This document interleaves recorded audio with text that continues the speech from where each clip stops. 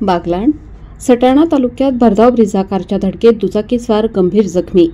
सटाणा तालुक्यातील डांग-सौदाणे रस्त्यावर भरधाव वेगाने आलेल्या ब्रिझा कारच्या जोरदार धडकेत दुचाकीस्वार गंभीर जखमी झाल्याची घटना घडली आहे।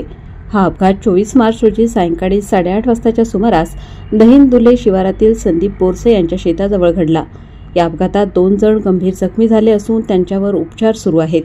फिर्यादी राधाबाई जगताप राहणार चाफ्याचा पाढा यांनी पोलिसात दिलेल्या माहितीनुसार आरोपी निरंजन दौलत बहिरम राहणार गणोरे तालुका कळवण हा आपल्या सफेद रंगाच्या ब्रिझा कार MH47 AE 1002 मधून सटाण्याकडून डांग-सौदाणेकडे भरधाव वेगाने निघाला होता।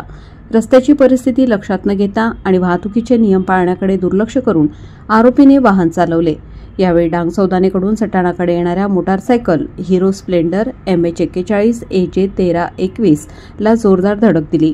या अपघातात दुचाकीवरील 2 जण गंभीर जखमी झाले आहेत। त्यांची प्रकृती चिंताजनक आहे। या भीषण अपघातात दुचाकीस्वार सोमनाथ मोतीराम बहिरम हे गंभीर जखमी झाले आहेत। त्यांच्या उजव्या पायाला गंभीर फ्रॅक्चर असून छाती आणि डोक्यावर जोरदार आघात झाला आहे। दुचाकीवर मागे बसलेले रमेश सरपत जगताप हे देखील गंभीर जखमी झाले आहेत।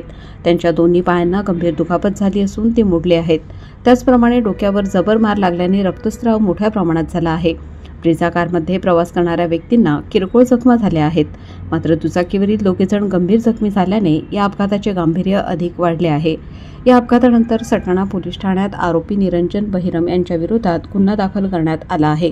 त्याच्यावर भारतीय दंड संहितेच्या कलम 281, 125 अ, 125 2, 134 अ, ब तसेच मोटार वाहन कायद्याच्या कलम 184 अंतर्गत कारवाई करण्यात आली आहे।